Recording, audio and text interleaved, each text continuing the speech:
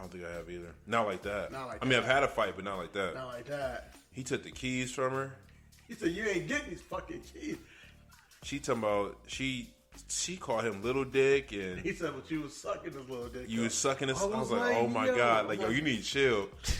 I was thinking the same thing. Like, I wanted to like call kids like, yo, you got chill. Yo, you got chill, man. Chill out. And then then she was talking about his moms. Oh yeah, don't talk about moms. And then man. she said, I should have fucked your cousin. Should have fucked your cousin. I was like, yo, this is the wildest shit I've ever heard in my entire life.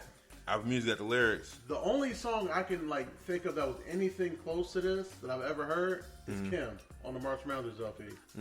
Oh yeah, that's true. Was rapping about literally killing his girlfriend. That's the only thing I could even come close to compare to this. I've never heard anything like this in my life. Fuck your feelings. He said like, and you know, keep it real. All you bitches hate each other. That's why you don't see R&B bitches on each other's songs. I was like, damn, he kind of right. And that was the other thing. You ever notice how like you got a girl, you got in arguments with her. You ever notice how much logic you throw at women and why they throwing emotion back at you? And then when they start crying, you know what it is? It's because all the logic you're throwing at them, they're like, damn, he right, but I still feel this way. Yeah. They can't. The scales are out of balance too much. So you know it's funny. So she says, "Little dick ass nigga that's trying to go big," and then Kendrick says, "But you was sucking his dick though." This man crazy. She says, "Well, shit, I should have sucked his." And you know the nigga response is, "What you say?" She says, "I should have found a bigger dick." Wow. Yeah, the nigga came out real quick. What you say? Yeah, what you say? No, this. So Kendrick, if you can relate to this record, break up with whoever that is and go to therapy. We're gonna put that out there right now. But this record. Hi, now you mad at me? I got you hollering for nothing. I do the same when we fucking. Act like that pussy. Act like that pussy ain't loose. I'd rather act like I'm coming. I'd rather fuck off the juice. I'd rather fuck on your cousin. Bitch, you said you gon' fuck who? You heard me, nigga. Oh my god. So that song. Best song on the album, right? Yeah. Because what it does is like it. Through hip hop, we've heard people try to tell stories, and there's some great ones out there. But this song puts you in like in the living room with an argument, like telling the story and then just like putting you in front of the camera. Like, I'm not telling you the story. This is the story. Yeah, and you're gonna see it because I can see their fight. Yeah. Like, we're in the gym watching. I'm like, oh my god, they're fighting. Yeah, a lot of stories are narrated. This story is you're in the story. Yeah. Whew. So how we felt extremely uncomfortable. Yeah, but so let's talk about, was it Auntie Diaries? Yep. So how you feel about that? You know, Kendrick's probably the first major hip hop artist to accept or say it's acceptable to accept people from the trans community? The trans community, yes. I think that's huge. Look, man, that's why he's a leader. That's why he's a leader, not a follower. It's just a crazy record. You like if you wasn't paying attention, you wouldn't catch it. But then like all it takes is 1 second of paying attention. You're like, oh wait, we're saying something here. Whoops, I almost hit the record. But now like it's huge.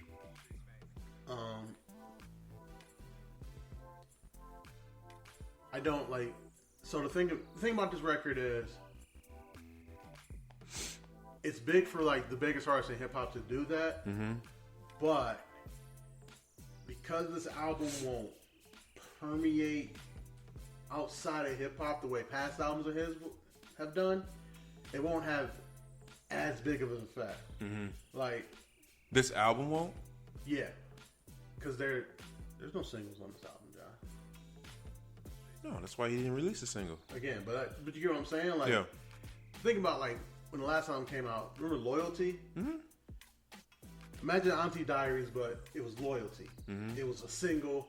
it permeated through popular culture. Mm-hmm. The kids are TikTok waving their arms to it and There's shit. no TikTok joints on here. You get what I'm saying? Yeah. So as big as it is, it's going to be big in our community only. It's not going to have the larger effect that his music in the past has had. He's projected to do like 325, 400. I get it. No, I get it. But I get what you're saying. Like, for our culture, this album's huge. Huge. But it's not going to have the permeating effect that his music has had in the past. Well, that's how I felt by 444. And our culture is huge. I don't see a lot of white people listening to 444. Especially with the song of OJ being the first song. Ooh, what a song. So I want to touch on this real quick. This line right here. From what song? The same song, Auntie Diaries. Okay. The last line of this song is probably the most impactful line I've heard in 2 years in music. He says, to truly understand love, switch positions. And he says the F word, F word, F word, which I don't feel comfortable saying. We can say it together, but only if you let a white girl say nigga. Yeah. Bruh, like, he ends the song on that. Yeah. I think that line alone is, to me, probably one of the hardest, most important lines I've heard in a song that I can remember, like, in the past 2 years. What was that on Worldwide Steppers when you was talking about the different times he fucked white bitches? Yeah. Oh, dude. That shit was hilarious. That song was, like, fucking hilarious. My man said that he could feel his ancestors. What song was that called again? Worldwide. I think it was on Worldwide Steppers. I think it is. I'm like, man, this dude... when he said the one white girl he messed with was the daughter of the sheriff that put his cousin away, I was like, yo, this is some wild shit, Kendrick. The whole album, like, he's telling stories about his life. So, and I was saying this, shout out to my man Smiles on Music Impulse. I'm on their new episode this Friday. Check it out. I was saying this about this album. Kendrick is a guy who's like, kind of like Eminem, he's a recluse. He stays at home. He's not an outside guy. So,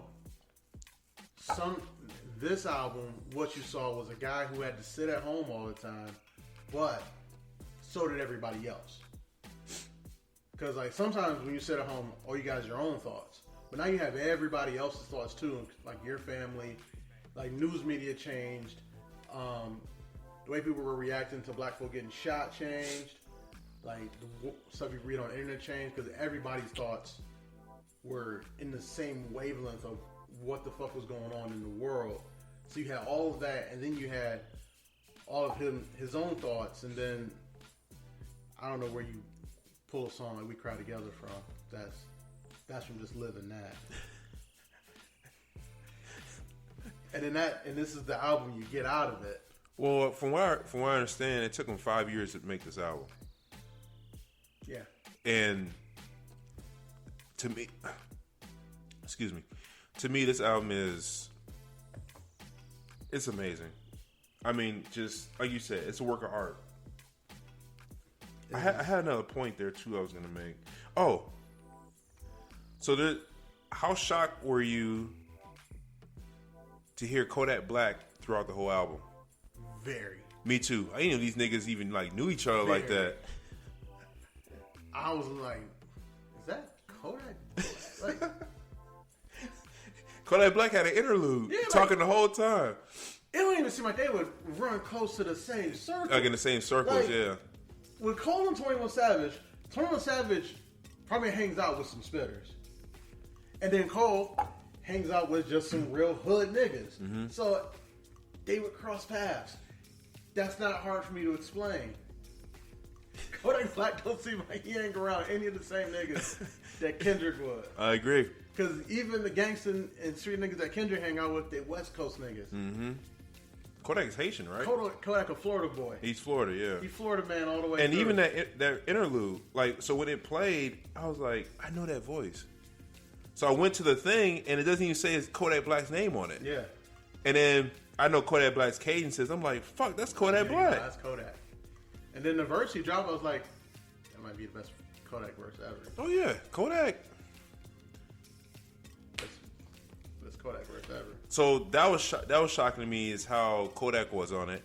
And then, I don't know if you probably did catch this, but listening to this album, I feel like this album was, I don't know if I want to say heavily influenced, But you can hear Kanye's influence on this album.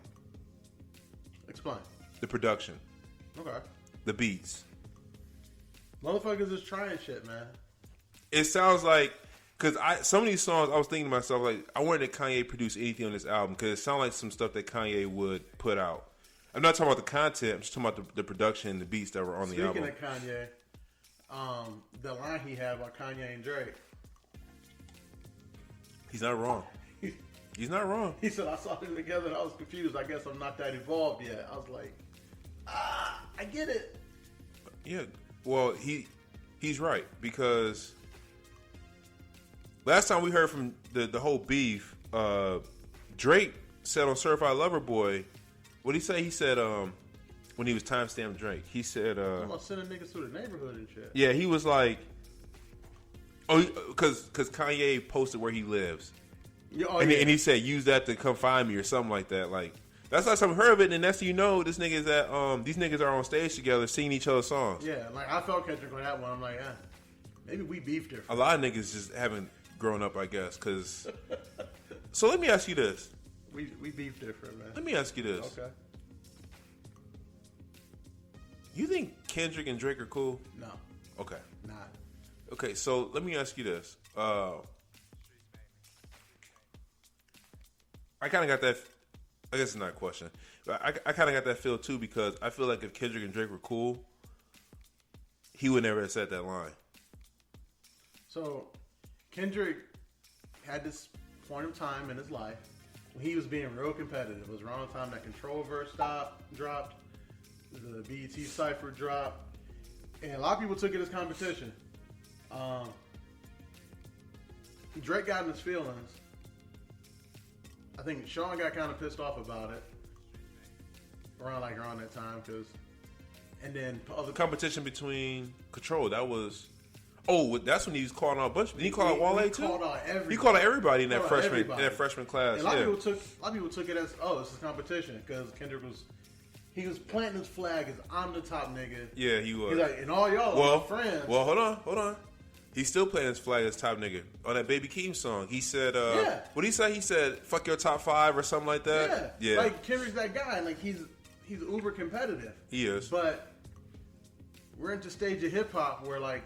Niggas is sensitive? Yeah. It's not the former... So, it's just like the NBA? Yeah, it's not the former athletes and, street niggas that was trying to get to the top. It's just niggas who's good at rhyming. So, some is competitive, some ain't. Some is emotional, and Drake is emotional. Got in his feels. So let me ask you this then. I think Kendrick don't care. So Drake and Push obviously had well, they still have their differences. Have their differences. Present tense. You think Drake would ever address Kendrick? No. You don't say Candyman name in the mirror. It's one thing you don't do. How do you think Kendrick is lyrically? What do you mean? Where you rank him lyrically? Out of like... So who's right now, who would you say is the best lyricist? Okay, so what would you give Jay-Z on lyrics out of 5? 5. 5 bucks? 5. Okay. What would you give Eminem? 5. What would you give Nas? 5. So where would you get Kendrick? 4.75. He ain't them. So where'd you? He, so what would you get Push? Damn close. 4.75. So Push is on the same playing field as Kendrick. Yeah. I would say if you gave him a 4.75, I'll give Push like a 4.74. I mean, I'm not. I think he's like 0.01 less. Again, I'm not mad at that. Like, I think if Push talked about more things the way he talked about cocaine, you would say the same as me. So what'd you get Drake then? 4. 4 most days. Okay. Timestamp Drake gets like a 4.7. Scorpions, this 2 Drake gets like a 2. So it balances out. What would you give Lil Wayne? Same thing. Okay. On his best days, he damn close to a 5. Yeah. On his worst days, he damn close to a 0. I heard Rebirth and I was like, oh, my guy. I need to draw this over, Wayne. Like, what is this? What is this?